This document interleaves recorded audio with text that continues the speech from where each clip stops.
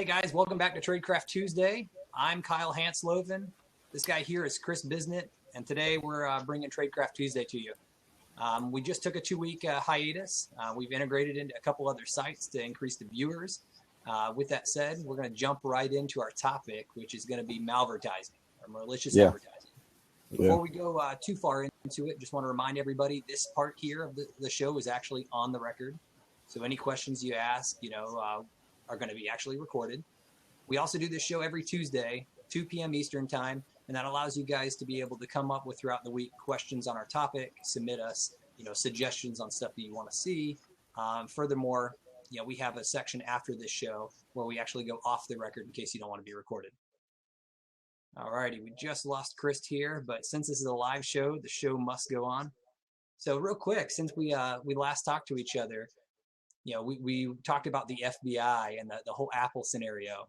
And it turns out that despite, the FBI pushing hard, we made the comment the FBI should probably earn their access back onto that iPhone. And it looks like that's what they actually did. Furthermore, it was really interesting to see that, today, the New York Times and the BBC are both trending in the news for malicious ads that are dropping malware. And it seems really relevant for us to have chosen this topic last week. Yeah, it's pretty timely news, I got to say. In case you guys haven't seen the article we're talking about, this is the Guardian link I just posted here. If you're actually tuning in on Blab, and it pretty much just says, hey, malvertising isn't going anywhere. These malicious ads are going to continue hassling us. We need to do something about it. Furthermore, there was something about the Google Play Store, right, Chris? Yeah, so there were some researchers who did some looking into some Google Play apps, and they found at least 104 of them that Google is allowing to be up there. You can download them. There's no warnings or anything, but they actually contain spyware and malware. So I don't know how you protect yourself against that. I mean, I guess the benefit is at least with like Apple's walled garden, maybe they're better. I don't know. Yeah, that's a good point. Don't download free flashlight apps. Yeah. Are you sure you don't need like 10 more for your phone because the built-in ones aren't okay? Yeah. Well, I mean, the built-in one's good now, but like before there was like the built-in like turn on the like the flashlight. People would just go and download a flashlight app, but the flashlight app would be like, oh, the permissions I need are like access the internet, all of your contacts, SMS, email, and people were just like, well, I need a flashlight, so yes, and then then harvesting all your email contacts and stuff. It was a pretty bad situation. Yeah, my favorite were the QR code readers. Why not need an extra QR code reader? So just download this random free one. Right. All right. With that said, I don't have any other hot news unless somebody wants to make a comment here. What I do have, though, is a pretty cool intro on malvertising. And this is one of those things that it's not too old in the grand scheme of like InfoSec topics. The idea of initially infecting users with malicious ads only goes back probably like 7 or 8 years. So with that said, I guess we'll dive right into it. Malicious advertisements. Okay, so we're talking about when you're browsing a web page, CNN, insert favorite blog here. Yeah. These are advertisements that are designed to mass exploit victims. So we're talking about not as surgical. This is not somebody sending you a very directed phishing campaign to your personal email. This is kind of maybe trying to hit a group of users at this website. Don't get me wrong, if they're targeting a very specific website like you see in some water holing attacks, they might get you. But this is very much designed to be mass exploitation. Yeah. A lot of people doing this are just trying to get as many computers under their control as possible, build up their botnets, so then they can rent out their botnets for people to do whatever, DDoS attacks or or credit card harvesting on all these people's computers. So for the most part, they don't really care who it is on the other end. They're just trying to get as many people as possible. Yeah, that's a good point, right? And what's sad about it is site owners are stuck in the situation where they want to make money. They want to display ads so they can keep providing content. But some of the content distribution networks haven't done the greatest job of actually making sure that the ads that are served to you as an end user are good. Yeah. So it's kind of a catch-22. Yeah, some of that's difficult. I mean, when you're an ad network as big as like what's the one that Google owns, DoubleClick? Yeah. They're getting tens of thousands of ads a day submitted to them.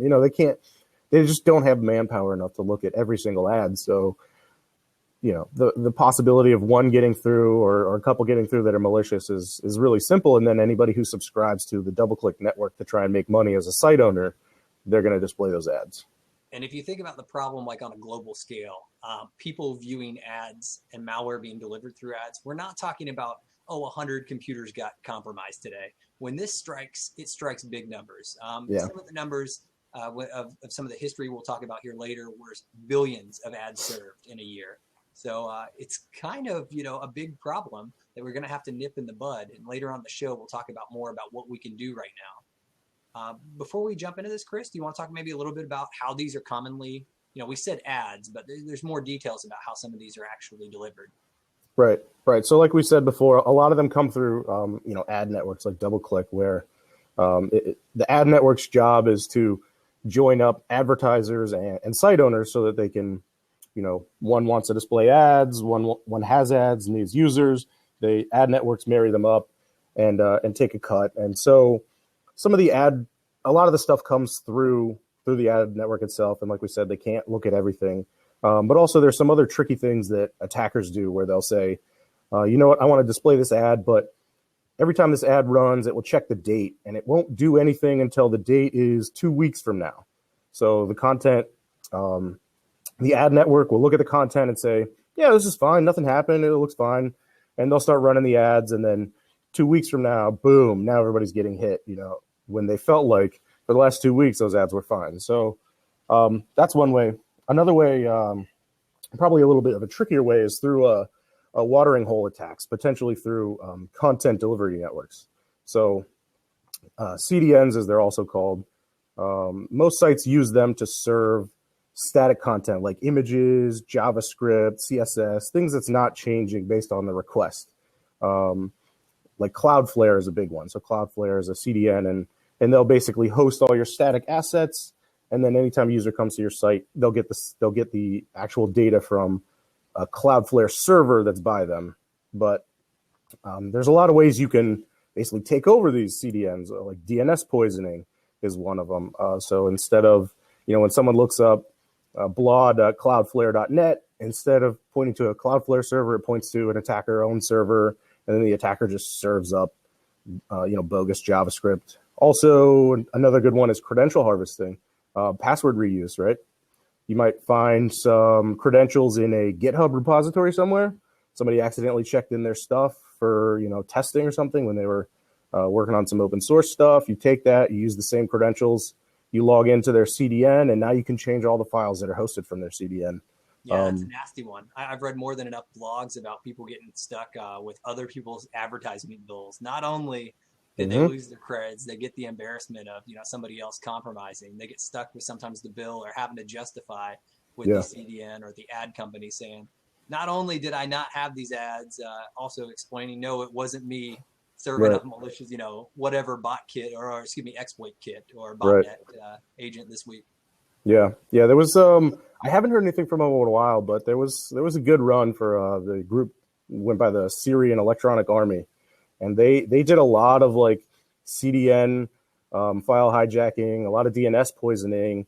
And the funny thing was, like, they thought they were super elite, but most of the stuff they were delivering wasn't actually an exploit. Like, it would just kind of pop up like a display window, like a message box in your browser and say like, oh, you've been pwned by the Syrian Electronic Army. We hate Barack Obama. Like random stuff like that. Like, it didn't actually affect anybody.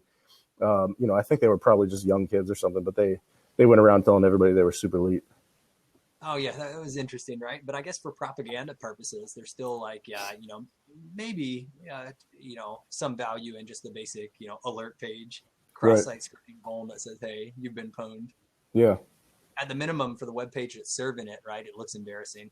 Yeah. So you want to get into the history here?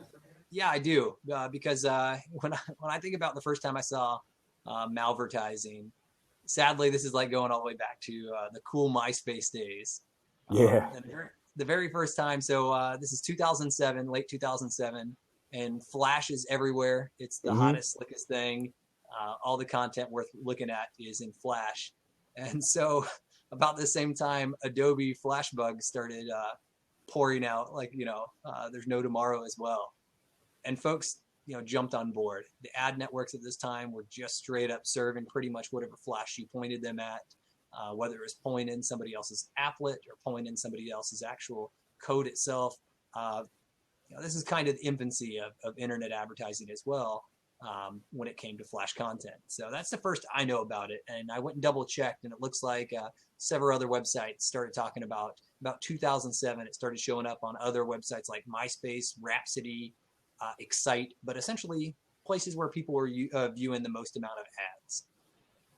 From there, I think 2009, we started seeing more and more folks using some of those techniques Chris talked about, the water holing, or the idea of waiting for all the people to come to a very specific website, and when they come to that very specific website, deliver up them the malicious ad, because it would be more effective at these water holes than just sporadic websites that get minimal traffic. And the first one that I knew about was New York Times. And specifically, New York Times was spreading a botnet, as we talked about earlier. Thousands of people, or hundreds of thousands of people, visiting the New York Times website. And I think this is the Bahama botnet. Nothing super fancy. It loaded up some rogue anti-malware products, if I recall. But it's kind of your first example of seeing how a malicious ad can use an exploit that was public, even if it was patched at this time, to kind of spread and then drop the rogue malware that was then kind of saying, hey, pay $5 because you have this virus, or pay $20. Yeah. Regardless, a heck of a lot nicer than our current ransomware scenario. Right. Yeah, I think that's probably like one of the most common malvertising schemes is the we're scanning your computer. Oh my gosh, we found this virus. Pay $30 to download this thing, and we'll get this viruses off your computer, or your computer is running slow. Pay us some money, and we'll make it run fast. Like that was. I think it's kind of made the rounds. I feel like it's on its way out now. I feel like there's less and less of it, but that was probably the big initial one, and I think it just preyed on people's fears. Yeah, and I think by 2011, that's when Black Hole Exploit Kit was serving up tons of drive-by downloads. Didn't care who you were, straight up. I'll download this to your box. I'll start running this, whatever it was. Sometimes we actually saw Bitcoin mining later on in the future. By 2010, it was still kind of the lame ransomware. But by 2012, we actually started seeing more and more sophisticated, ransomware starting to evolve. And the first one I think of is I remember CryptoWall in 2013. Mm-hmm. That was delivered, if I recall, from Yahoo, actually. I take a look at my notes. Yeah, it was Yahoo. So that's always exciting to see when you think about going and getting your news there. The last thing your parents are probably expecting is that the ad that they're viewing, which sometimes in the case of an exploit, you don't even have to engage in the ad. You just quite literally view the ad, and voila, you're now running somebody else's browser toolbar, or in this case, CryptoWall, which kind of started some of the ransomware. Let's encrypt your files, hold them hostage, and make you pay us back to get the files. Right. From there, 2014, year of the malvert, or the malicious advert, and that's when we saw 300% uptick in malicious advertising. And since then, it's kind of dominated the headlines, dominated the news. There's not a news portal that we don't hear about it. Heck, just today, when we talked about it, it was BBC that's serving it up. Casey Sub-T brought up that one reason ads are used is to bypass reputation filters, right? Yep. That's a fantastic reason. Yep. If you know that your content is served up from some shady website, however, your content delivery network or your ad network has a fantastic reputation, you get past a lot of things. That's not talking about signing, but when it comes to your browser and the reputation that your browser's bringing things up, or even proxies that say hey, is this website serving up good content? Almost all of those are allowed. Yeah. Yeah. There's a lot of web proxies out there that will filter based on whether or not they've seen a site. So one great example is Bluecoat. Bluecoat has a whole database of sites that they've seen and sites that they haven't seen. And And if you have it turned on, and not just in passive mode, but actually in active mode, and somebody tries to visit some evil.com, and Blue Coat's never seen it before, they'll actually display up a thing to the user that says like, hey, this site is unclassified, email us or click here, and we'll take a look at it or whatever. And so that kind of stops, if you were just an attacker and you went out and you created your own bogus site, that would stop a lot of that. But like Sub T's saying, sites like NewYorkTimes.com and CNN.com, they're going to be on the list as like, this is approved, allow the user to go here. And so if your malicious advert is served up through them, then users will still see it. So enough of the high level overview. You want to get into kind of technical about how this is actually happening? Yeah, sure. Walk through. I mean, the first one I recall was the flash scenario. So yeah. Walk me through, Chris, step by step. What would happen? Yeah, so let's get into how they go from an ad that you see to actually controlling your computer and dropping malicious software and stuff. So like Kyle said, the first one is flash, right? A lot of if you've ever been to a site where like you get like a little advertisement that looks like a game, maybe it's like, oh, click the bullseye to win $100, like as you try to put your mouse over it, the bullseye moves around, those kind of things. Those are all flash, and so flash is really an application that runs outside of the browser. Well, it used to run outside the browser, and it would display inside the browser. And so basically what people would do is try to find a vulnerability in Adobe Flash Player and exploit that to run arbitrary code outside of the browser. And then from there, they could privilege escalate to like admin privileges and then install their malware. A second one, which is still common, although a little bit less so, is JavaScript exploits for browsers. So basically this would just be them delivering up some JavaScript, which would exploit the browser and just like they did before, try to gain arbitrary code execution running on the host. They still happen, but they're not as common due to the automatic updating of most browsers like Chrome, Firefox, Safari. They automatically update. So the window between a discovered vulnerability and most users having been patched is pretty small. So they don't generally get their most bang for the buck when they're doing that.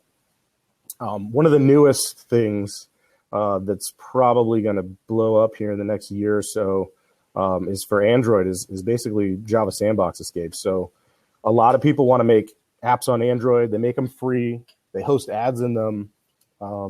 Those ads a lot of times will try and find vulnerabilities in the Android Dalvik Java engine and try to escape the sandbox that way, privilege escalate on your Android phone, and then install other malicious stuff on your phone. And the problem with this is that a lot of phone manufacturers, they just don't update Android. Or if they do, it's months later. Vulnerabilities have been public for a while. So basically it leaves users exposed for long periods of time, potentially forever if they just stop updating your phone. Yeah, I think of cheaper handsets right away that maybe they get one patch, or Right. your newest version of Android. Maybe not. Maybe when you buy that thing, it never gets updated again. Yeah. I tried the Android experiment once. I bought I don't even remember what it was. It was a Samsung phone, but it wasn't one of their like Galaxy. It wasn't a Cadillac. Yeah, so it wasn't one of their premier ones. So I think I got one update like 2 weeks after I bought the phone. I never got an update again. They went to Froyo, they went gingerbread, and I never went back. I'm not going to hate on Android, but it definitely has. Updates are required nowadays. I mean, it's silly that we're talking about this like this is new news. I mean, in the PC world or server world, just applying the latest patches kind of been the status quo for 10 years, yet we still see it on some of the mobile platforms where that doesn't actually happen. And that kind of, segues us in really well to picking up about what we can do about this, right? So obviously to prevent yourself from exploit-based, malicious advertisements, keep your stuff patched. And thankfully a lot of your software is going to auto-update. I think of both, Chrome, even Flash, if you're still running it, heaven forbid, Java, everything else is going to be auto-updating, right? But sometimes you might have to interact with the darn thing. Yeah. But this kind of, when I start thinking about malicious advertisements, like, yeah, some advertisements were really annoying and they take up your whole screen or, launch that really annoying noise. But I kind of remember like ad blockers spawning. And I really wonder if ad blockers, started becoming more and more popular to prevent some of this. Yeah, definitely. I mean, there's a lot of talk whenever you see some new news article where a bunch of people got popped just by visiting, things like the New York Times or BBC or whatever. Excuse me.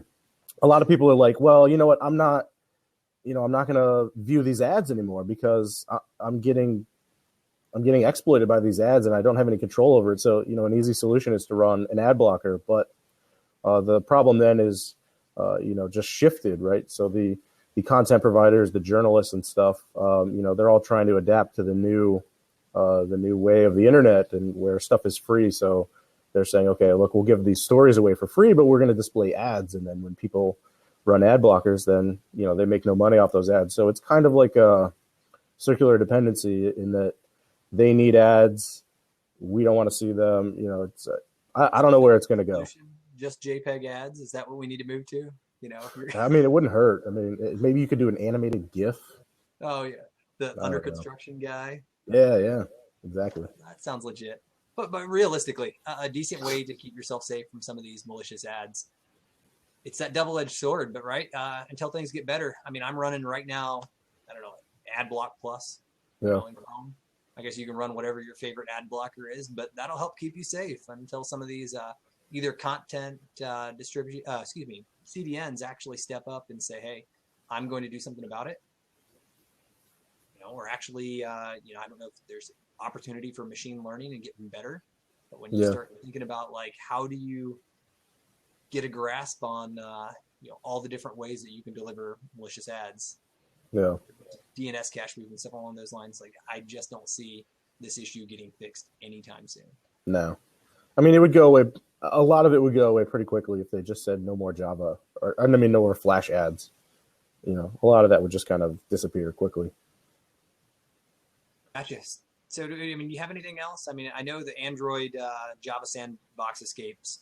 I've already talked to folks that do a lot of research, and I know that's kind of a hot commodity for people who are selling some of their vulnerability research. Anybody else have any questions or comments on where some of malicious advertisements might go, what people can do? When I think about another maybe more passive way to stop advertisements that just came to mind was I think it's an MVPs file. The Microsoft MVPs put out a host file, which essentially routes all kinds of malicious websites or potential ad providers straight to your loopback or your local host, so you don't actually see that content. Yeah, I mean that's not bad, but you could run that on your home PC. But how would you run that? Like if you were a network administrator, I mean, I guess you would have to like deliver that from a share to every box on the network. I suppose it's doable. I think the better solution for that is to like, a web proxy, something like Blue Code or something like that. Yeah, definitely. I think a proxy is the better solution. In case you guys haven't seen the old school solution I was talking about, there's the MVP's link to their custom host file, which helps, block unwanted connections. Is that actually from 2002? That's what the website is, but no, it's still maintained. If you take a look at the first line on it, says, special note to Windows 10 users. So it doesn't look like it's from 2002. Interesting. And they're still advertising #1 host file on the internet. So #1 host file. Somebody should make a service where all it is like downloads the host file and updates the host file like every day or something. Probably wouldn't be terrible. I wouldn't be surprised if there's probably a service like that. Yeah. All right. We've given enough time for questions. If anybody else has any questions, we'll take them off air, off the record. With that said, thanks again for tuning in to our new episode of Tradecraft Tuesday. We'll see you guys next Tuesday at noon. Yeah. Hope to see you next week. Have a good one.